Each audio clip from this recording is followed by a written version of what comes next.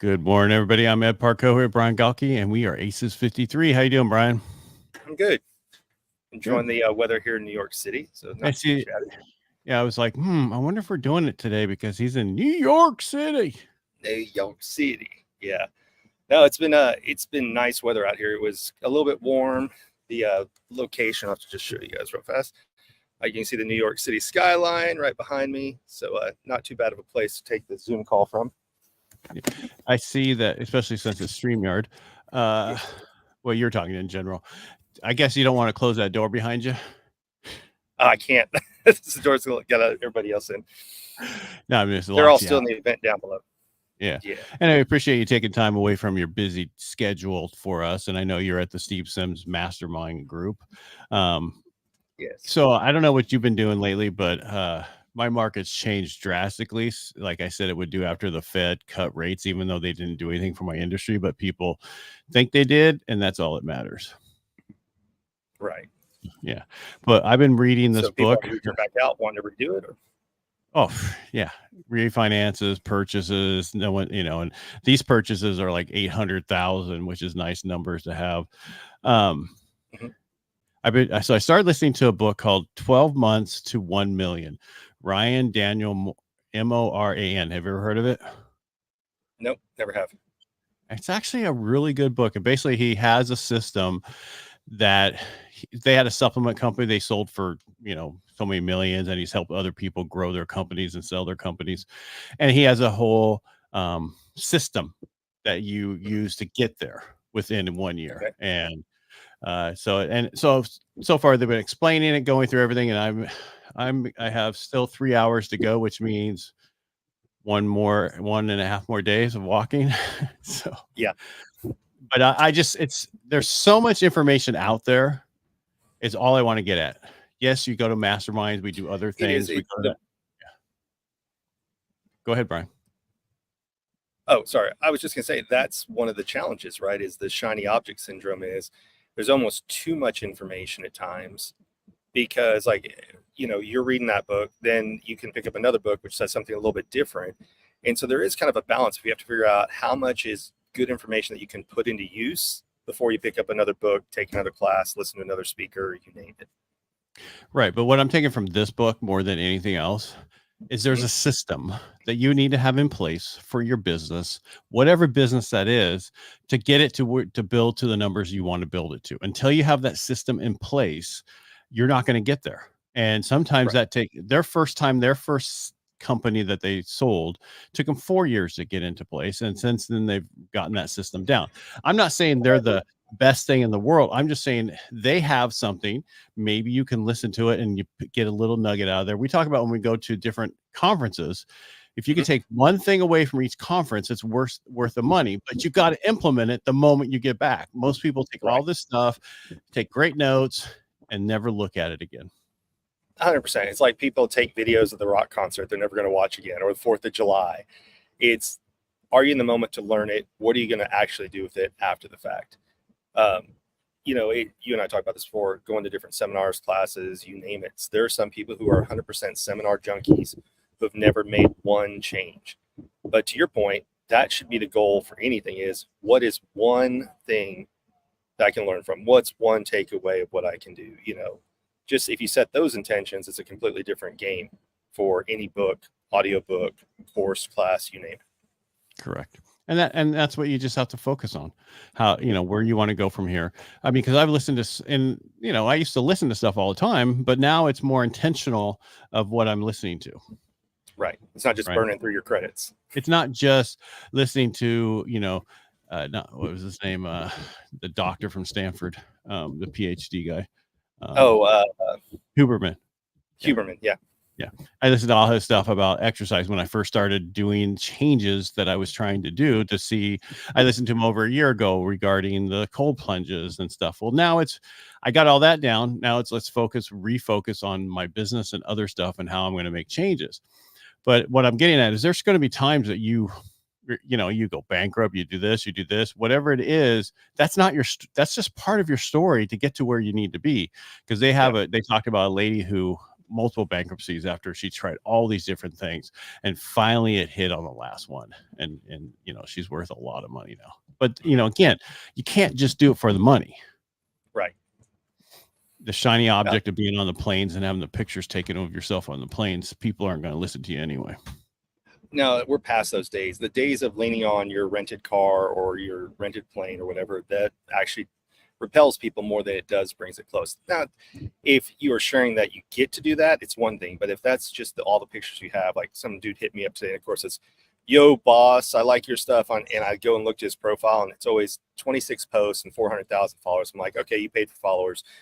And it's always them leaning against a car, against a plane or something. And that just, it repels people this day and age.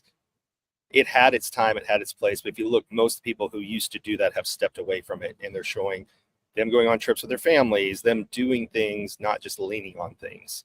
And that's where you're seeing the biggest difference. And we've talked about before, 23 and 24 has been a lot of people who were saying they made X amount of revenue, they did all these things, are being called out. And a lot of them have gone bankrupt. They've shut down their businesses and things. And now, I don't know if you're familiar with the FTC.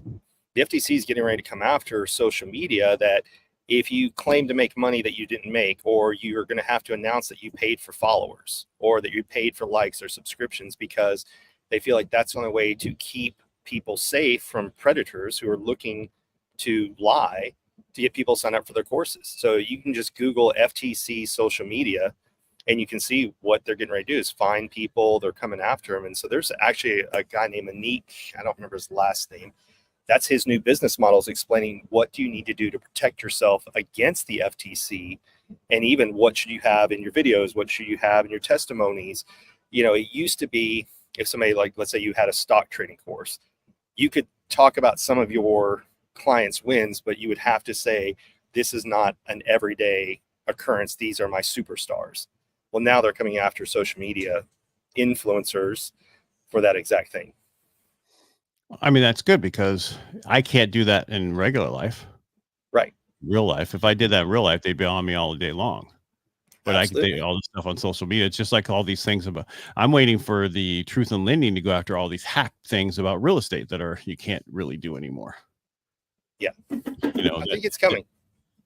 You think? Well, it depends on, I think it depends again on who's in power. Right. And that's not a political statement. It's just certain people have different things they want to go after and certain things they want to do. Agreed. But my whole purpose of today that I want to talk about is find that system in your business. I mean, find how to systematize your business, because that's the only way you're going to step away from it. You don't want to be the single entrepreneur who does everything, because then you're just a business owner. You want to be somebody more than that. You want to be able to step away and sell it, or be able to step away and still go enjoy vacations and everything else. And that's what I've been doing for the last 6 months or so. With the new changes that I've been seeing in my industry, I'm involved doing everything on a daily basis, trying to figure out ways to do it faster and cheaper and everything else, so it's quicker. And my rep at the company I use, he's like, holy cow, what are you doing? Because I'm closing refinances in less than 7 days, the days that you have to legally, by law, the fastest you can get it done in. And I told him what I'm doing. He's like, wow.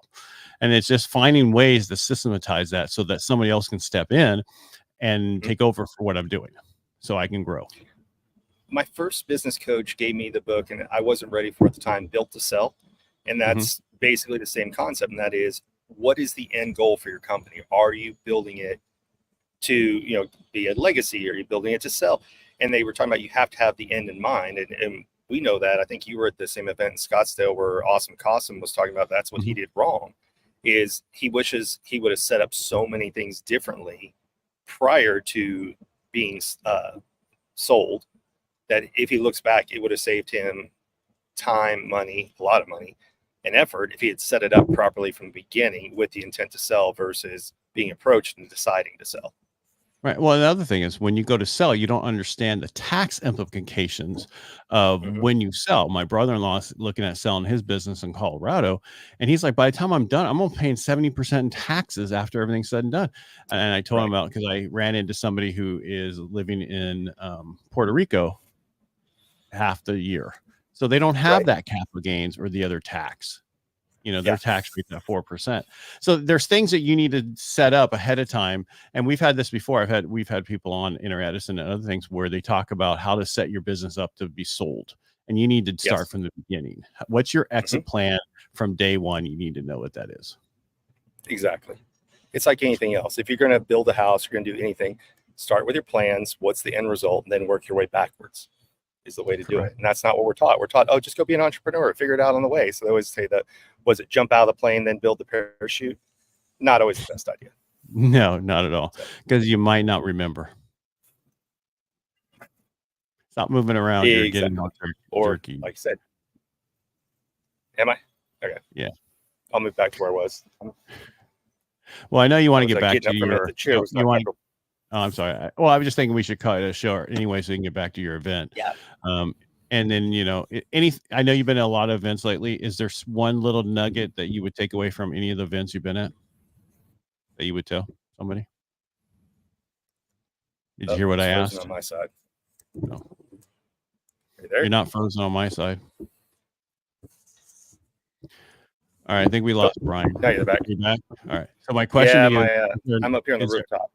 I understand. Before you keep going, is there one little nugget that you can give from all the places you've been at in the last week or so?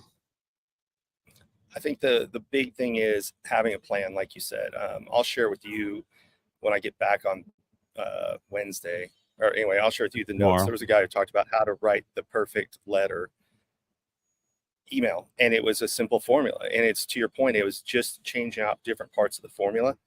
And I think that's what's missing in most things. We think we have to have the whole solution instead of figuring out each of the little 4 tweaks of what he puts together. And his example was Lego blocks, but it was really good content. And one of the big things was do all your posts. Number 1, are they consistent?